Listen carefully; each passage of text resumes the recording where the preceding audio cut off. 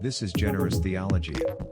In this episode, Chuck and Brock examine Professor Stump's Chapter 56, The Problem of Evil, from the Cambridge History of Medieval Philosophy.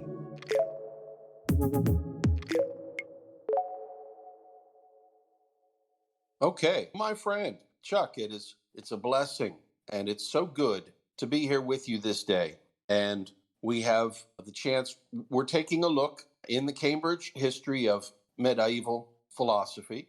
We're looking at Chapter 56, The Problem of Evil, and this is by Professor Eleanor Stump, who is actually quite well regarded in her field. And so this to me was an essay that was a good honor to read. I had run into Professor Stump's work in some other contexts. I think it was reading and working through some material with Thomas Aquinas in another situation outside of our discussions. So anyway, I have some familiarity with the professor, and I'm just really grateful to have access to this content.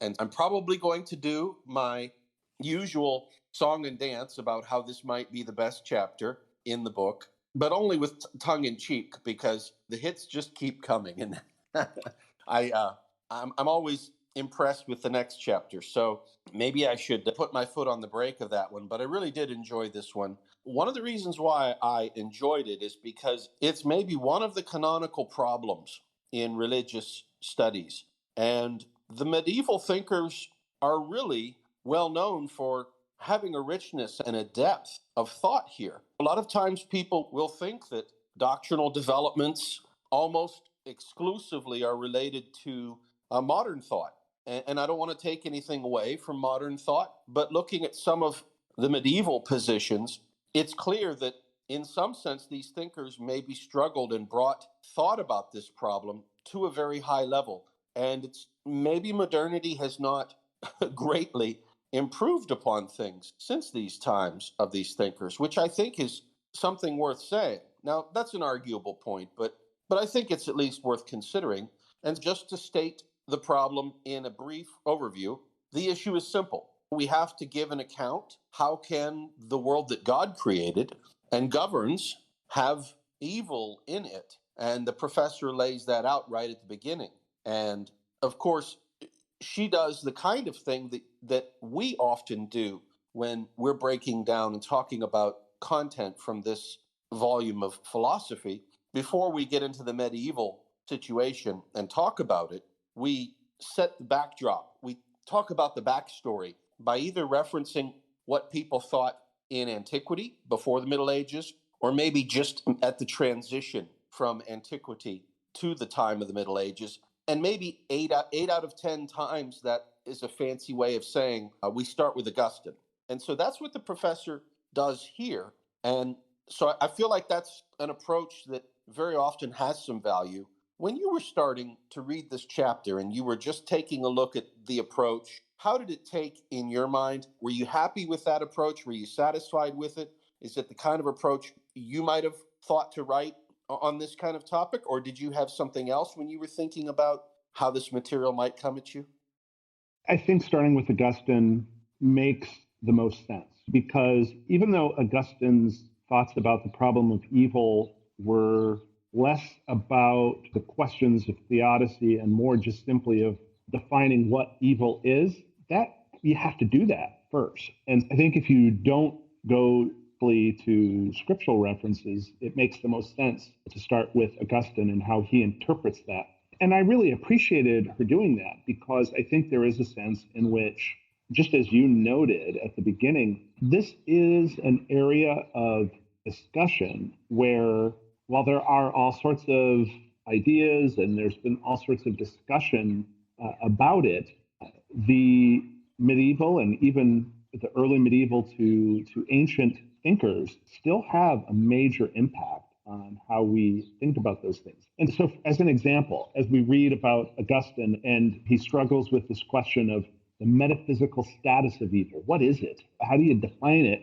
And he comes to this ultimate conclusion that evil is a privation of being, right? And Professor Stump says this is an idea that's shared by most later medieval philosophers. And And she explains what it is. It's not that evil is nothing, as some people sometimes think he seems to mean, but rather it's a lack or deficiency in being in something in which that being is natural. And that's a definition that she creates to summarize Augustine.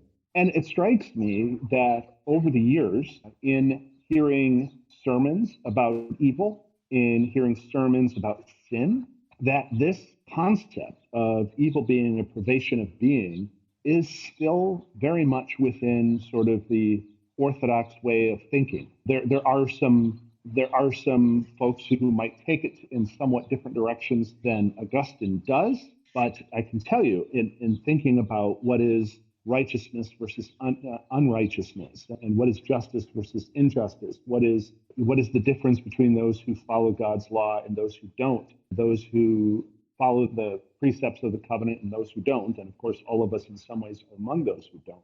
There is this idea that evil is not nothing. It's not the absence merely of good, but it is something else. It is an actual lack or deficiency that we have as human beings as a result of Adam's sin, as a result of original sin, but also as a result of our own actions, that actual sin that we have. And I was just thinking about sermons and even teaching in school and readings that I've done, and even my own teaching of catechism to high school kids over many years.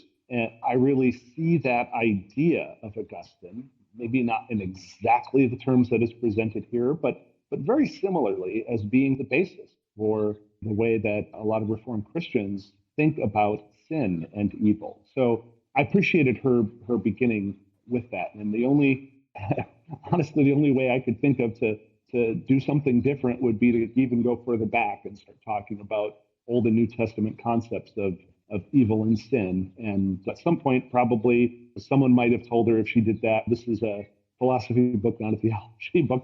And we could get into those discussions at some point as well, as we have been in our discussions on Basel. But leaving that to the side, yes, I appreciated very much how Professor Stump handled that discussion. Amen, my friend.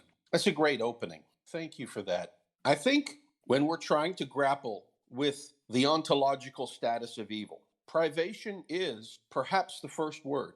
But I think the professor brings out that privation is perhaps not the last word. And so let's talk a little bit more about that.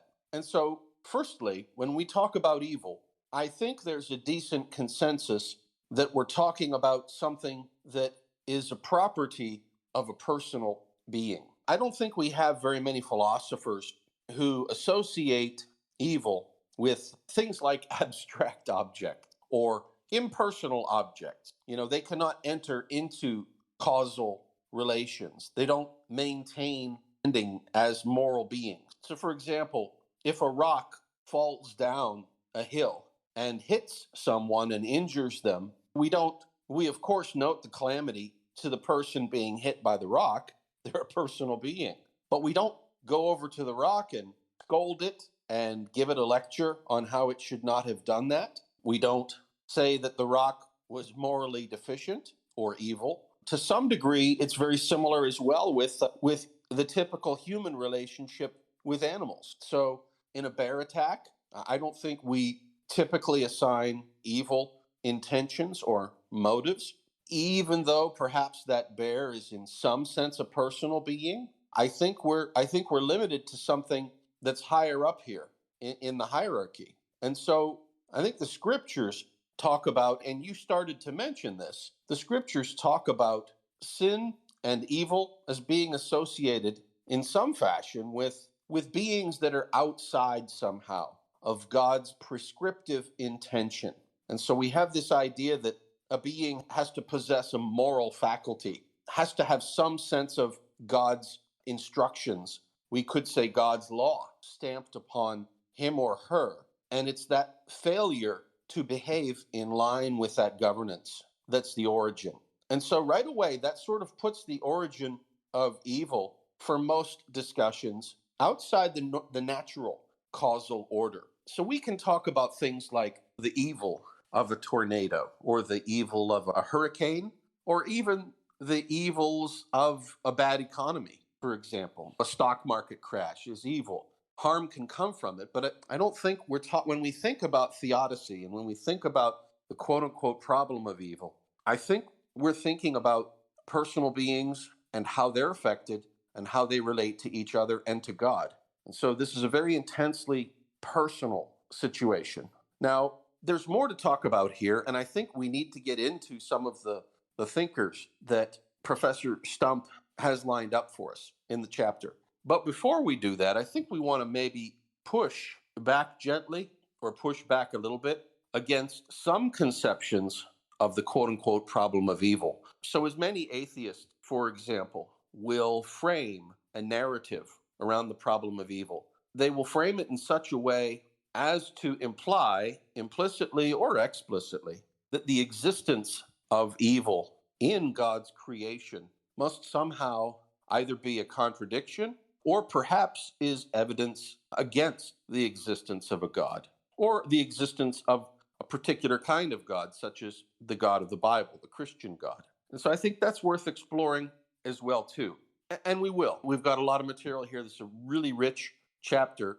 When you think about how to categorize this problem, what are some of the default ways that you want to frame the issue? What are some of the approaches that you are concerned about? In other words, if we framed the issue in other ways, we might get in trouble, such as, for example, I just mentioned the atheists. How would you frame that? And what are some of the things that you think are most important to consider here?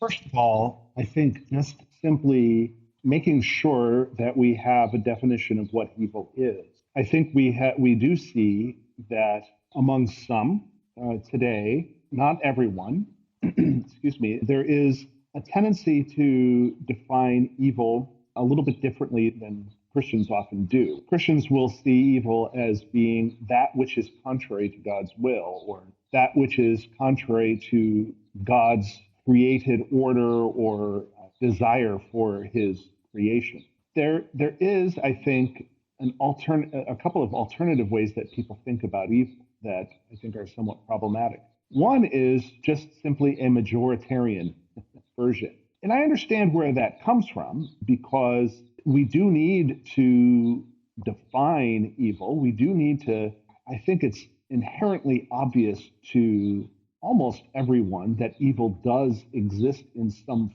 form, that there are evil people, that there are evil actions. But if we cannot define them as going against God's will, then what prevents us from going to a completely individualistic way of thinking and saying evil is only what goes against one's own personal benefit? And I know there are some that go to that direction. That's the direction that Ayn Rand and some of those start heading in. But most people don't accept that either, and so they need to come up with something else. And I think in today's era, where majority rule and independence of thought is individual thought is really at the heart of the way people think. If you're not going to go all the way to the Ayn Rand way of thinking, then you have to create sort of a combination of individuals. And that's what I think a lot of people do. And we determine what is good and what is evil simply by majority rule. The problem is what happens when a majority decide that something that most of us, that many of us would think is evil is no longer evil. It's questionable whether a majority in the Nazi state actually believed that what their country was doing was good versus evil, but there certainly were a large number who felt that way. And at least at some point, the Nazi Party was getting majority votes, whether they maintained their control in other means. So what do you do with a Nazi state that appears to be in and of itself very evil and yet have had significant support within the state? Or what do you do with other evils? And we look in our own country at the issue of abortion, and obviously some of the numbers are contested, and how you ask the question may make a difference as to whether a majority of people in the country are in favor of abortion rights or not. But certainly it does appear that in many cases that does appear to be the case. Does that make abortion not an evil? I think you and I would agree that's not the case, that it is inherently an evil, and that merely majority rule doesn't change that.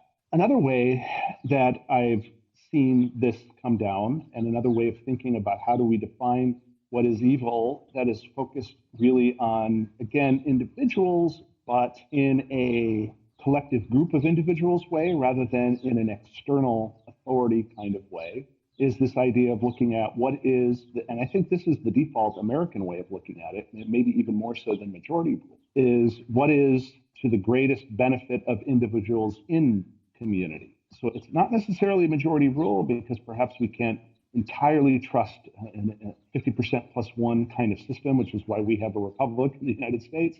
But in any case, we have to make a decision on what is best for the most individual. And again, where does that lead? In the history of our own country, it led for at least some time to slavery being considered a good, at least by some, not by everyone, but by early enough in our history, by perhaps in a majority of those who were at least in control and had voting. And I think today we look back on that and we say that was wrong, and that in and of itself was evil. Chattel slavery was an evil in our country's history. So again, that doesn't quite work either. But that is also a problem one runs into if one is unwilling then to say there is authority externally, whatever that external authority is. And I think that's why some, and we're probably going to get to this, but I don't want to jump too far ahead, so stop me if you want. I think that is why some of the discussions of some of the medieval thinkers to us seem almost a little strange because we live in a society where we're so surrounded by these either majoritarian or best for individuals within community concepts are so powerful that when we hear things, for example, like the suffering permitted by God contributes to the beauty and goodness of the whole universe, that made sense to the medievals, but it grates us the wrong way, even though perhaps it should not. So, yeah, it is interesting that, and I think she in her section on the medieval standard of value, it gets a little bit into that, and then later in the role of suffering. But those are very interesting things to consider, and perhaps warrants us thinking a little more deeply, even about those thinkers in medieval times whose ideas around evil seem almost foreign to us, because they at least come from, whether we would totally accept them or not, we have to look at where is this coming from, and perhaps even though they seem strange to us, they actually come from a perspective that is closer to the way we ought to think, which is that we still have to accept that God is God, that he is the creator, and therefore all authority flows from his throne and is not something that is inherent in ourselves. Amen, my friend. I love how you put that together. I think I could listen to this all afternoon. It's such a beautiful framework. Thank you for that. And of course, I do agree with you with respect to the example you brought up about abortion. And so we have a really interesting situation. And that is to say, to start with, is the problem of evil even a problem?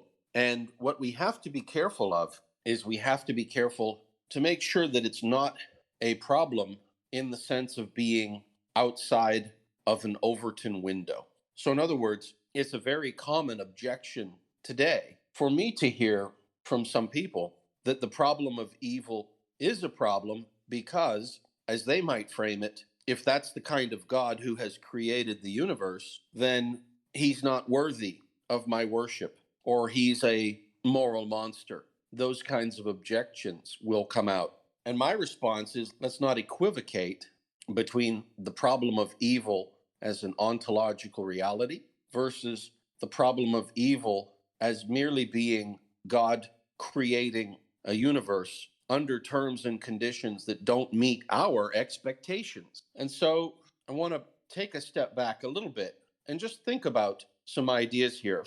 First of all, there's this idea of if a good God, the kind of God as described, as the Christian God is described in the Bible, exists, how could evil exist in his reality? And there's a very simple, easy, classic Christian answer.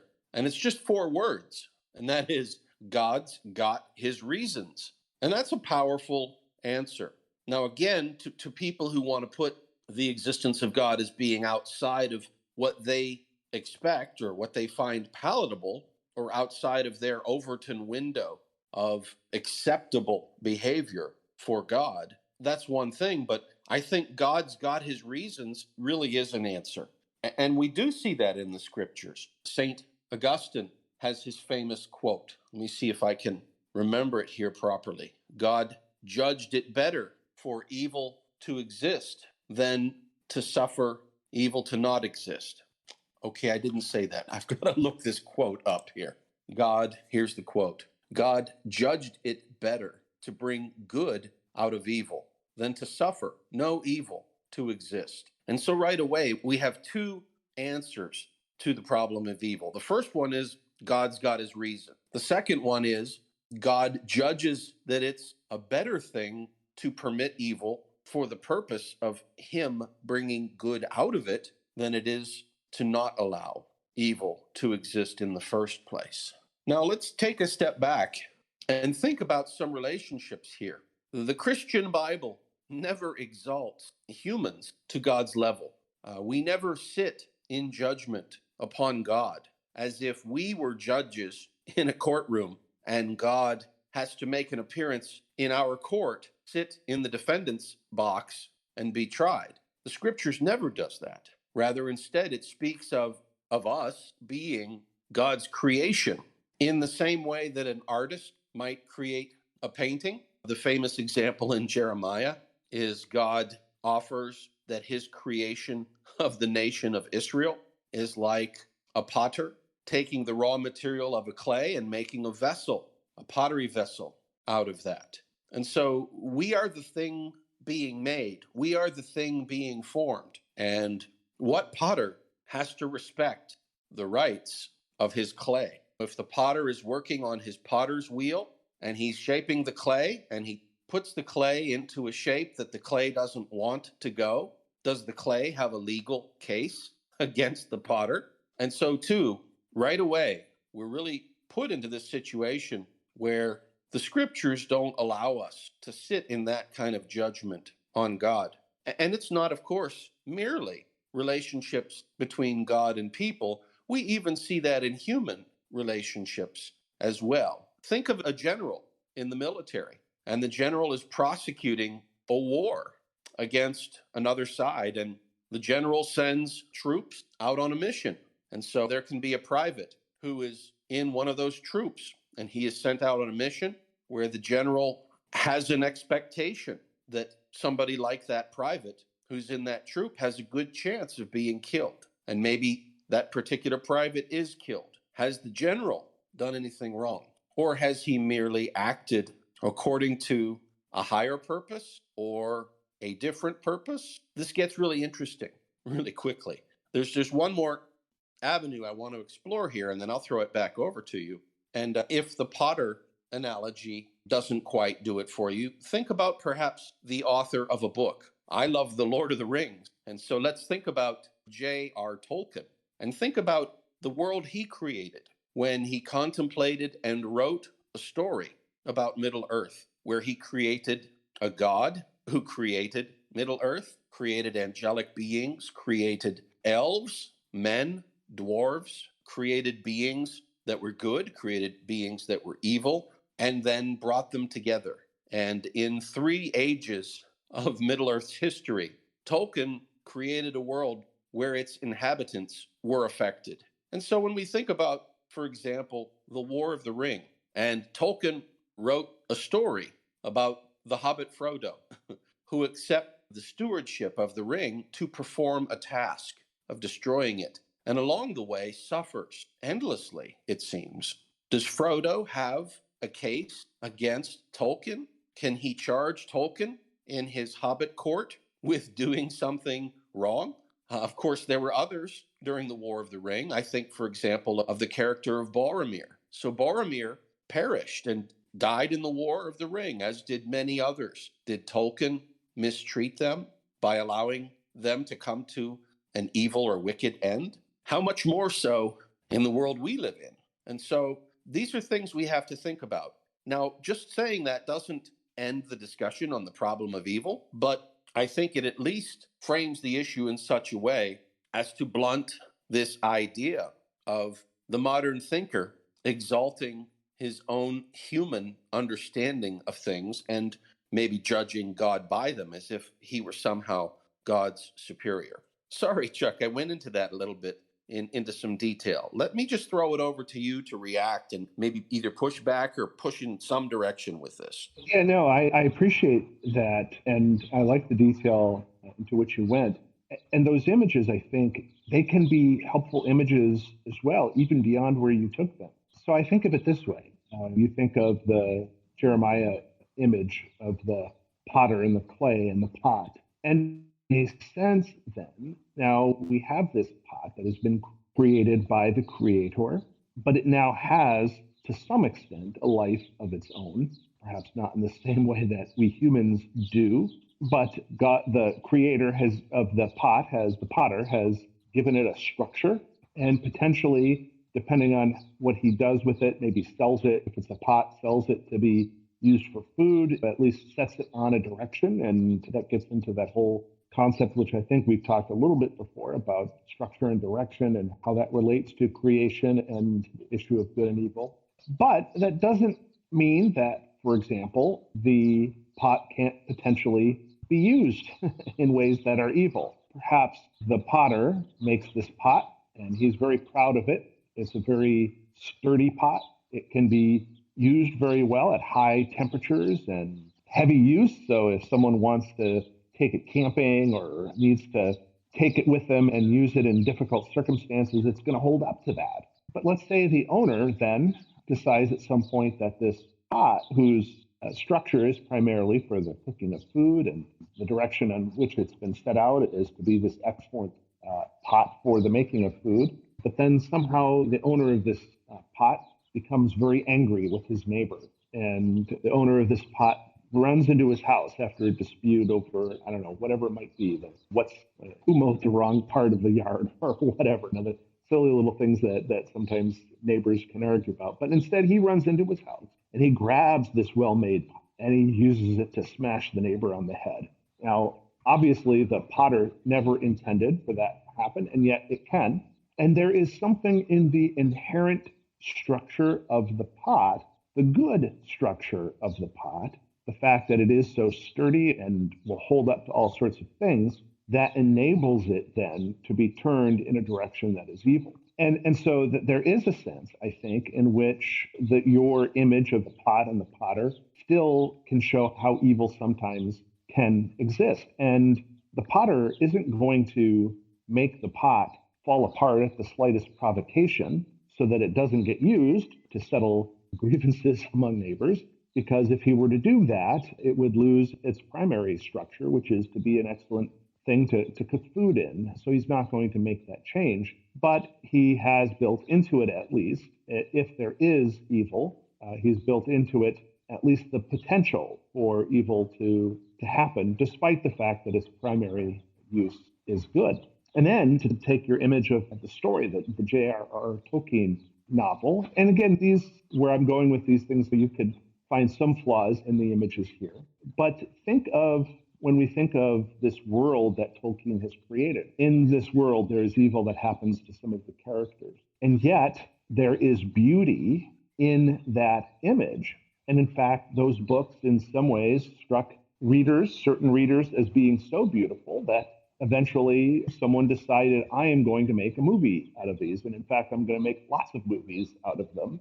And he creates this beautiful story. Now he takes it to some extent in his own direction. He takes this book series, this world of Middle Earth that's been created, and I suspect, I'm not as big of a Tolkien or Lord of the Rings guy, I think, as you are, but I suspect, and you may be able to confirm, that there are places where those who might think that if Tolkien saw these movies, he might not have always appreciated certain ways that things were translated or ways that certain things were portrayed. And yet, despite all that, despite the fact that J.R.R. Tolkien might, if he were living today, say, I don't know about this part, I don't know about this part, oh, I think you missed what I was trying to say here, he would also probably say, but you've also taken this and maybe done it imperfectly, but you've taken it another step and you've created new generations of Lord of the Rings fans, and for that, I would thank you.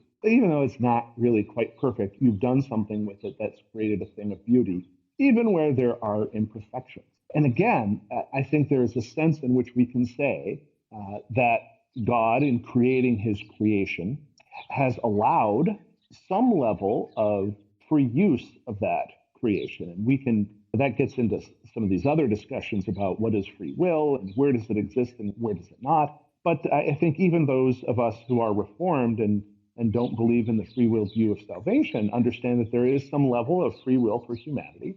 And God has allowed us to make use of his creation, often in ways not intended, often in ways that he shakes his head and says, "Oh, that's totally not what I wanted you to do with it." And yet, in the end, I think there is a sense where we can say that there is good that has come out of our use of creation, and it is good that God intended when He created it in the way that He did, but that there is also evil that has come with it, and perhaps the need for that freedom is and to enable us as humans to work at it with some level of freedom, while it leaves portions that leave something to be desired, portions that are in fact maybe dark patches on the creation, dark patches which God is going to have to fix at some point at the time of Christ's second coming.